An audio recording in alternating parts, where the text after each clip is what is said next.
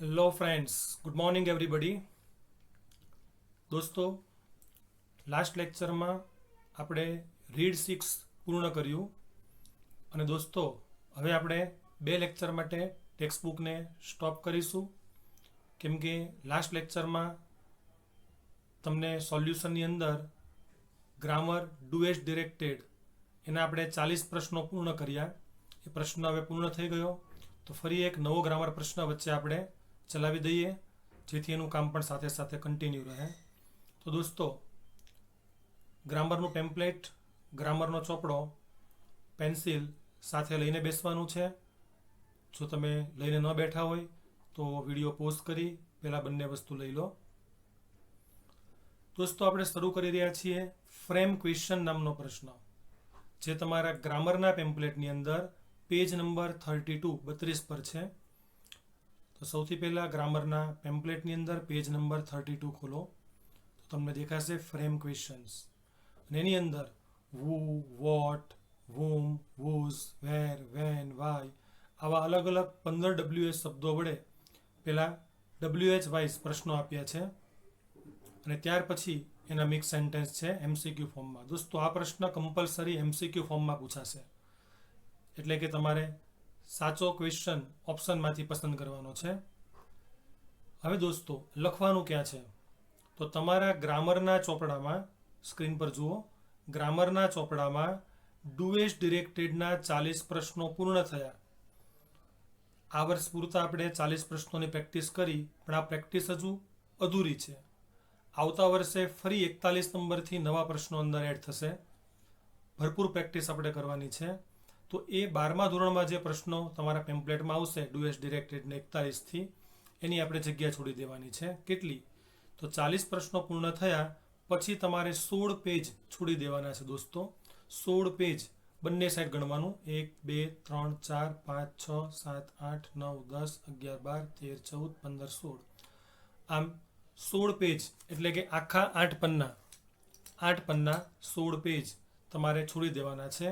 અને પછીના પેજ પર અત્યારે જ પેન્સિલથી હેડિંગ આપી દો, ફ્રેમ ક્વેશ્ચન્સ, પછી એને ફેરમાં લખી લેજો. તો ફ્રેમ ક્વેશ્ચનની આપણે ત્યાંથી શરૂઆત કરીશું. દોસ્તો, જ્યારે આપેલા વાક્યમાં લીટી દોરેલો જે ભાગ હોય, તમને સેન્ટેન્સની અંદર અમુક ભાગ નીચે લીટી આપવામાં આવશે, લીટીવાળો ભાગ જવાબમાં આવે એવો તમારે પ્રશ્ન ફ્રેમ કરવાનો હોય છે.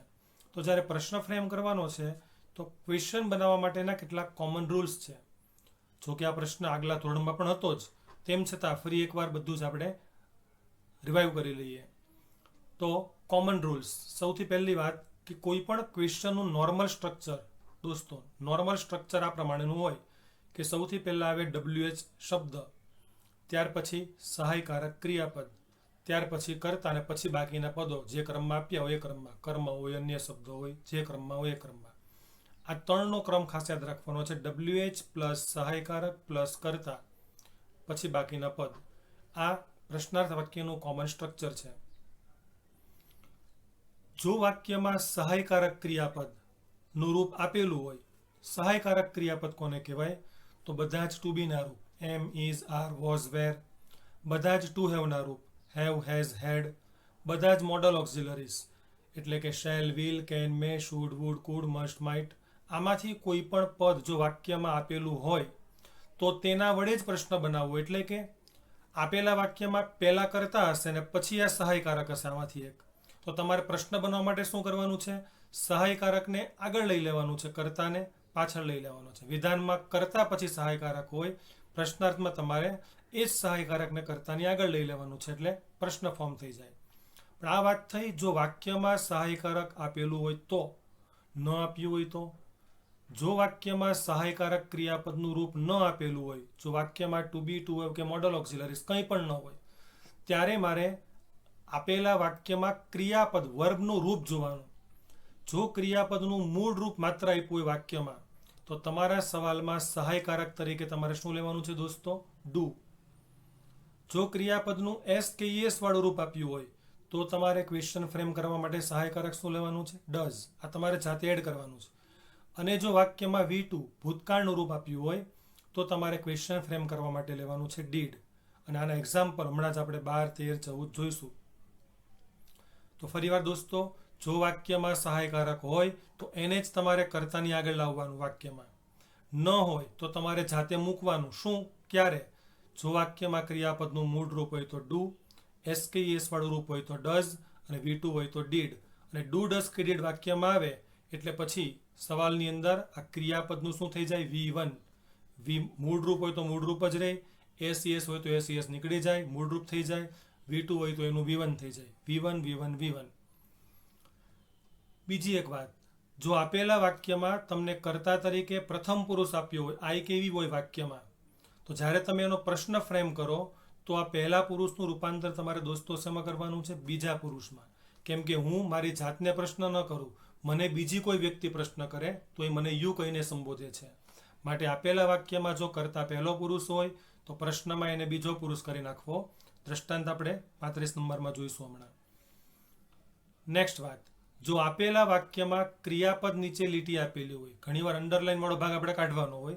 જો અંડરલાઈન ક્રિયાપદ નીચે હોય તો ક્રિયાપદ તો વાક્યમાં નીકળી જવાનું. તો હવે પ્રશ્ન ક્રિયાપદ વગર કઈ રીતે બને? તો એના માટે નિયમ છે, જો આપેલા વાક્યમાં ક્રિયાપદ નીચે લીટી આપેલી હોય, ક્રિયાપદ નીકળી જવાનું હોય, તો પ્રશ્નમાં ક્રિયાપદ તરીકે મારે ડુનું યોગ્ય રૂપ મૂકવું. યોગ્ય એટલે કયું?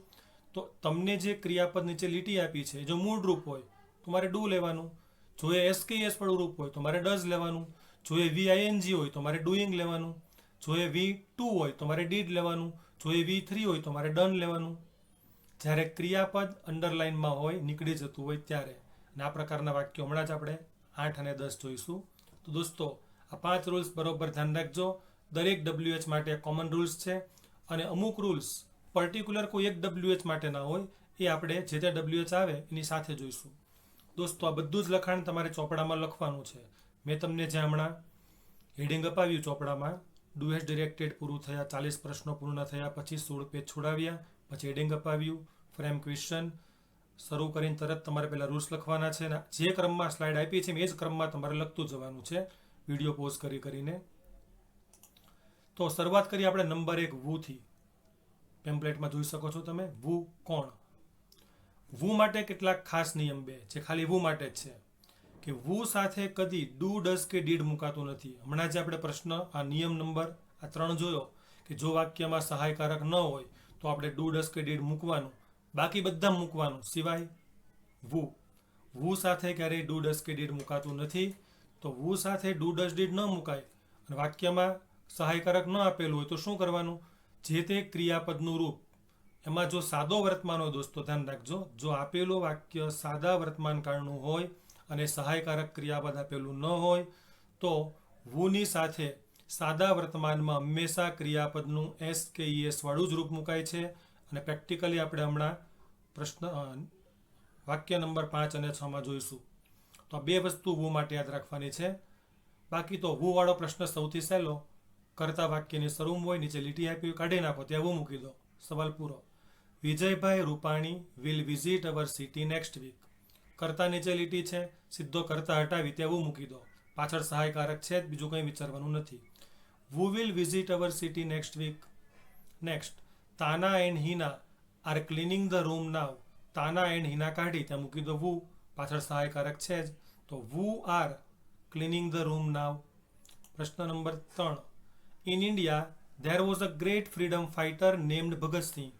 ભારતમાં ભગતસિંહ નામના એક મહાન સ્વાતંત્ર્ય સેનાની હતા. હવે અહીંયા કરતા પાછળ છે તો આપણે થોડુંક ગોઠવવાનું. વુ તો હંમેશા વાક્યની શરૂઆતમાં જ આવે, સહાયકારક લેવાનું વોઝ.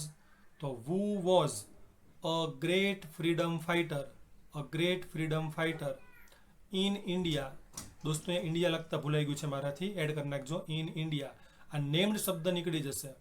તો who was a great freedom fighter in India. Number 4, mister Patel has been serving in the school since 1996. કરતા દૂર કર્યો, ત્યાં મૂક્યું વુ, સહાયકારક પાછળ છે જ. તો who has been serving in the school since 1996. કોઈ ચેન્જીસ નહીં બીજો. Rahul it's an apple. અહીંયા કરતા કાઢીને વુ તો મૂકી દીધો, પણ પછી સહાયકારક નથી તો મારે ક્રિયાપદ જોવાનું. ક્રિયાપદ મૂળ રૂપ કે એસકેએસ વાળું રૂપ હોય, મતલબ આપેલું વાક્ય સાદા વર્તમાન કાળનું છે અને સાદો વર્તમાન હોય એટલે પ્રશ્નમાં વુ સાથે ફરજિયાત એસકેઈએસ વાળું જ રૂપ મુકાય. વાક્યમાં એસકેઈએસ હોય તો પણ, ન હોય તો પણ. હમણાં છઠ્ઠા વાક્યમાં જોઈશું. કેમ કે જ્યારે આપણે પ્રશ્ન પૂછશો કે સફરજન કોણ ખાય છે, ત્યારે આપણને ખબર નથી કે આના જવાબમાં કોઈ એક વ્યક્તિ આવશે, બે વ્યક્તિ આવશે, ત્રણ વ્યક્તિ આવશે. એટલે એવો નિયમ છે કે વુ સાથે સાદા વર્તમાનમાં કમ્પલસરી ત્રીજો પુરુષ એક વચન હી શી ઇટ સાથે જે રૂપ મુકાય એસકેએસ વાળું એ જ એપ્લાય થાય. તો who it's an apple, they study in the school, તેઓ આ શાળામાં અભ્યાસ કરે છે. આ શાળામાં કોણ અભ્યાસ કરે છે? જવાબમાં ઈ પણ આવી શકે, શી પણ આવી શકે, કોઈ પણ આવે, પણ વુનો નિયમ છે એની સાથે કમ્પલસરી એસકેઈએસ. તો studies, who studies in the school. Virat played well in the last match. પણ જો ભૂતકાળનું વાક્ય છે V2 તો બસ ખાલી વુ મૂકી દો, ભૂતકાળનું ભૂતકાળ જ રહે. ખાલી સાદા વર્તમાનમાં જ ધ્યાન રાખવાનું છે કે એસકેઈએસ ફરજિયાત આવવું જોઈએ. Who played well in the last match. તો દોસ્તો આ હતા વુના એક્ઝામ્પલ્સ. આગળ વધીએ વોટ તરફ. વોટ એટલે શું? હવેથી આપણી જે કોમન રચના હતી એ લાગુ પડી જશે દોસ્તો. કઈ? WH સહાયકારક કરતા બાકીના પદ. એટલે આપણો સવાલ પૂરો. તો what, Aarav was writing his homework then. કર્મ નીચે લીટી છે. શું? આપણે વોઇસમાં પણ જોયું હતું. શું કે કોનેનો જવાબ કર્મ હોય, કર્મ નીચે લીટી હોય. શુંનો જવાબ હોય તો વોટથી સવાલ, કોનેનો જવાબ હોય તો વુમથી સવાલ. તો વોટ પહેલાં મૂકી દીધું. હવે દોસ્તો જો કોમન સમજી લે તો કરવાનું શું? કરતા સહાયકારક બેને શું કરી નાખવાના? ઉલટાવી દેવાના. વોઝ આગળ, કરતા આરવ પાછળ, બાકી બધું બેટ. પણ અહીંયા એક ખાસ નોંધ છે. કઈ? કે નિયમ જોયો તો આપણે હમણાં કે જો ક્રિયાપદ નીચે અંડરલાઈન હોય તો ક્રિયાપદ તરીકે ડુ મૂકવું, એવો નિયમ આપણે હમણાં જ જોયો. તમને ફરીવાર બતાવી દઉં. જો આપેલા વાક્યમાં ક્રિયાપદ નીચે લીટી આપી હોય તો પ્રશ્નમાં ક્રિયાપદ તરીકે ડુનું યોગ્ય રૂપ લેવું. યોગ્ય એટલે કયું પણ મેં તમને જણાવ્યું હતું કે આપેલું ક્રિયાપદ કયા રૂપમાં? તો આઈએનજી. તો ડુનું આઈએનજી વાળું રૂપ આના સ્થાને મૂકી દેવાનું. સવાલ બન્યો what was Aarav doing then. જો લીટી ન આપી હોત તો સવાલ શું બનતે? What was Aarav writing then. Understand? Ritu has broken the mirror. What મૂક્યો, રીતુ અને હેઝને ઉલટાવ્યું. હેઝ રીતુ, સોરી આ રીતુ કરજો દોસ્તો, મેં રિયા લખ્યું છે. What has Ritu broken.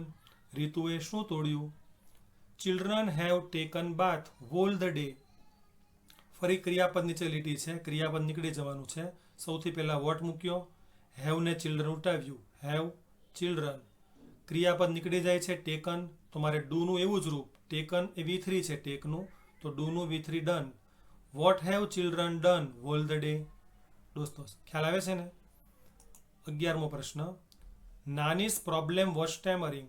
Vote was આગળ, નાનીસ પ્રોબ્લેમ પાછળ. તો વોટ વોઝ નાનીસ પ્રોબ્લેમ?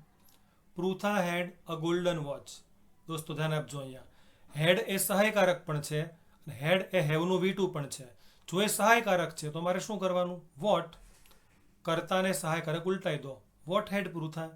પણ જો મારે હેડને હેવના V2 તરીકે ગણવું છે તો આ V2 છે તો સવાલમાં મૂકવાનો ડીડ. ડુ ડસ ડીડની વાત. ડીડ કરતા પૃથા.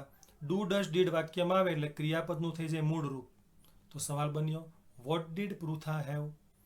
તો જ્યારે સહાયકારક ક્રિયાપદ હેવ હેઝ હેડ આવે ત્યારે તમે આ રીતે પણ વિચારી શકો છો. વોટ હેડ પૃથા અથવા what did Pritha have. Radha sings a nice song. What એસકેઈએસ છે માટે ડઝ. કરતા રાધા, ડઝ આવ્યું એટલે ક્રિયાપદનું મૂળ રૂપ. What does Radha sing? They play cricket every day. Do does did ત્રણેય એક્ઝામ્પલ આ 12, 13, 14 આપણે હમણાં જ આગળ નંબર આપ્યા હતા. They play cricket every day. What મૂળ રૂપ છે માટે ડુ. કરતા ધે. ડુ ડઝ ડીડ આવે એટલે ક્રિયાપદનું મૂળ રૂપ પ્લે. અહીંયા દોસ્તો એવરી ડે લખવાનું રહી ગયું છે, સોરી, લખી એડ કરી નાખજો. What do they play every day. What do they play every day. Number 15. Raju wrote a nice essay. Wrote V2 છે તો વોટ પછી મૂકવાનું મારે ડીડ. કરતા રાજુ અને ડુ ડઝ ડીડ આવે એટલે ક્રિયાપદનું મૂળ રૂપ write. What did Raju write. તો દોસ્તો આ કોમન સ્ટ્રક્ચર તમને સમજાઈ ગયું હશે. આ જ કામ દરેક પ્રશ્નમાં આપણે કરતા રહેવાનું છે. એવી જ વાત કરીએ હવે whomની. whom એટલે કોને. ગૌણ કર્મ નીચે જ્યારે લીટી હોય ત્યારે કોનેનો જવાબ મળતો હોય અને ત્યારે whom વડે પ્રશ્ન ફ્રેમ થશે. Navya helps the poor every week. Navya દર અઠવાડિયે ગરીબોને મદદ કરે છે. કોને મદદ કરે છે? તો whom. ક્રિયાપદનું એસકેએસ વાળું રૂપ છે તો ડઝ. કરતા નવ્યા. ડઝ આવ્યો એટલે ક્રિયાપદનું મૂળ રૂપ હેલ્પ એવરી ડે.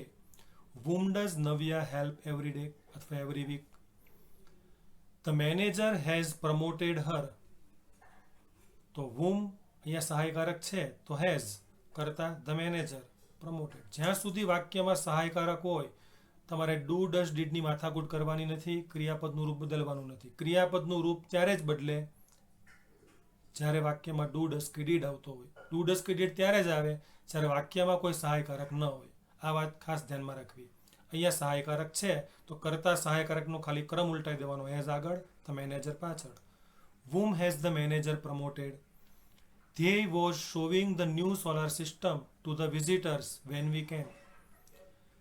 તો whom મૂક્યું, was અને ધ્યેયને ઉલટાવ્યું. was they showing the new solar system when we came લખતા ભૂલાઈ ગયું છે અહીંથી મારે. દોસ્તો એડ કરી નાખજો. whom was they showing the new solar system when we came? પ્રશ્ન number 19. Mr. Shah encourages his students to take part in cultural activities. કોને? એમના વિદ્યાર્થીઓને. તો પહેલા whom મૂક્યું, સહાયકારક નથી, એસકેએસ વાળું રૂપ છે તો ડઝ મૂક્યું. કરતા મિસ્ટર શાહ. ડઝ આવ્યો એટલે એન્કરેજનું મૂળ રૂપ. બાકીનું બધું બેઠું. તો whom does Mr. Shah encourage to take part in cultural activities? The teacher praised Kavya yesterday. whom. praised V2 છે તો did. કરતા the teacher. did આવ્યો તો ક્રિયાપદનું મૂળ રૂપ. yesterday બેઠું. તો whom did the teacher praise yesterday? દોસ્તો એકદમ ઇઝી છે. આગળ વધીએ. ચોથો WS શબ્દ છે whose. કોનો, કોની, કોનું. અહીંયા એક નિયમ ચેન્જ થાય છે દોસ્તો યાદ રાખજો. જો આપેલો પ્રશ્ન whose, which, how many, how much કે how long, આ રૂલ્સ આ 4 માટે છે, 5 માટે. whose, which, how many, how much, how long. આ 5 માંથી એક વડે જો પ્રશ્ન બનતો હોય તો એના પછી તરત નોર્મલી WH પછી તરત સહાયકારક આવે. નોર્મલ સ્ટ્રક્ચરમાં આપણે જોયું હતું. પણ આ 5 માટે આ 5 WH પછી તરત સહાયકારક ક્રિયાપદ ન મૂકતા આ WH અને સહાયકારકની વચ્ચે એક બીજું પદ આવશે અને એ છે નાઉન. જે નાઉન ઓલરેડી વાક્યમાં આપેલું જ હશે એટલે કે એનું સ્ટ્રક્ચર આવું બનશે. WH શબ્દ, નાઉન, પછી સહાયકારકને કરતા. આવું કેમ? જાણીએ. રવિભાઈ સન વન ધ પ્રાઇઝ. રવિભાઈનો દીકરો ઇનામ જીત્યો. સવાલ શું પૂછશો તમે? કોનો દીકરો ઇનામ જીત્યો? તો જુઓ દોસ્તો, દીકરો આ શબ્દ કોનોની સાથે જોડાય છે તો whose સાથે જ મારે સન મૂકવું પડે. એટલે whose પછી આ નાઉન સન મૂક્યા પછી જ મારે ક્રિયાપદ અન્ય શબ્દો લખવાના. whose son won the prize. અહીંયા દોસ્તો ડીડનો યુઝ નહીં થાય. કેમ? કેમ કે કર્તાના સ્થાને બ્લેન્ક છે એટલે whoનો નિયમ લાગુ પડ્યો, ડીડનો યુઝ ન થયો. These are the footprints of a cat. આ બિલાડીના પગલા છે. આ કોના પગલા છે? તો પગલા એ નાઉન થયું તો whose પછી ફૂટપ્રિન્ટ. હવે આગળ ધ નહીં લાગે. આર અને ધીઝને ઉલટાઈ દેવાનો તો whose footprints are these. આ કોના પગલા છે? Gandhiji took the goat's milk. Gandhiji બકરીનું દૂધ લેતા હતા. whose કોનું દૂધ? તો whose milk. took V2 છે તો didનો યુઝ કર્યો. કરતા ગાંધીજી. did આવ્યો એટલે tookનું V1 થઈ ગયું take. whose milk did Gandhiji take? Shreya can't understand the theorem of Pythagoras. શ્રેયાને કોની થિયરી સમજાતી નથી? તો થિયરમ નાઉન થશે તો whose theorem. સહાયકારક છે કાન્ટ, કરતા છે Shreya. Understand. whose theorem can't Shreya understand. દોસ્તો જ્યારે નકારાત્મક પ્રશ્ન બનતો હોય ત્યારે પણ એક બીજો ઓપ્શન છે. જો તમારે સહાયકારકને નોટ સાથે ન લખવું હોય તો નોટ કરતા પછી મુકાય છે.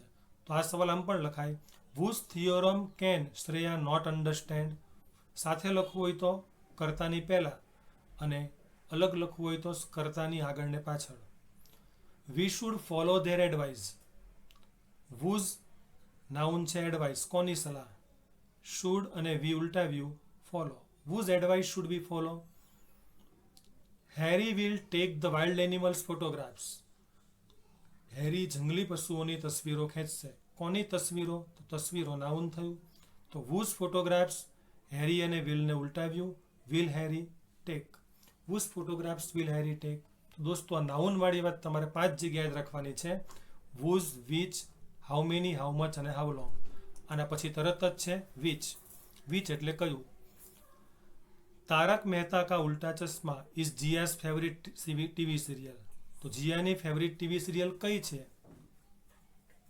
તો which અહીંયા વાક્યની શરૂમાં અંડરલાઈન હોવાથી કોઈ પદનો ક્રમ ચેન્જ નહીં થાય દોસ્તો, કેમ કે કર્તાના સ્થાને બ્લેન્ક છે. તો which પછી બધું જ લાઈનમાં. which is Jiya's favourite TV serial. અહીંયા પણ વાક્યની શરૂમાં છે Delhi is the capital of India. તો which is the capital of India. પણ હવે નાઉન વાળી વાત લાગુ પડશે. The students of Sardar Patel Vidyalaya visited Amul dairy. તો સરદાર પટેલ વિદ્યાલયના વિદ્યાર્થીઓએ કઈ ડેરીની મુલાકાત લીધી? કઈ ડેરી? તો which dairy. Dairy noun which પછી આવ્યું. વિઝિટેડ ભૂતકાળ છે તો did નો યુઝ થયો. કરતા છે the students of Sardar Patel Vidyalaya. The students of Sardar Patel Vidyalaya. did આવ્યું એટલે V2 નું થઈ ગયું V1. તો which dairy did the students of Sardar Patel Vidyalaya visit? ફરીવાર વાક્યની શરૂમાં છે બેઠું which મૂકી દેવાનું. તો the Asiatic lions are found only in the Gir forest of Gujarat. Which lions are found only in the Gir forest of Gujarat? She likes to eat Chinese food. તેણીને કયો ખોરાક? તો which food. સવાલમાં likes છે તો does કરતા she. does આવ્યું એટલે likes નું મૂળ રૂપ like to eat. તો which food does she like to eat? તેણીને કયો ખોરાક ખાવો ગમે છે દોસ્તો. અને આજનો છેલ્લો WH why. શા માટે? જ્યારે કારણ નીચે લીટી આપી હોય. Parth is upset because his purse is stolen. તો why પછી પાર્થ અને ઇઝને ઉલટાઈ દીધું. why is Parth upset? Divya got married so she left her study. દિવ્યાએ લગ્ન કરી લીધા તેથી તેણીએ અભ્યાસ છોડ્યો. તો દિવ્યાએ શા માટે અભ્યાસ છોડ્યો? અહીંયા શી છે દોસ્તો, તો આ દિવ્યાને આપણે અહીંયા લઈ લેવાનું છે. તો why ભૂતકાળ છે માટે did. કરતા શી એટલે કે દિવ્યા. did આવ્યું એટલે લેફ્ટનું મૂળ રૂપ leave her study. why did Divya leave her study? Harsha eats less in order to reduce her weight. Harsha પોતાનો વજન ઘટાડવાના હેતુથી ઓછું ખાય છે. તો શા માટે હર્ષા ઓછું ખાય છે? why. ઇટ્સ SKS વાળું રૂપ છે માટે ડઝ. કરતા હર્ષા.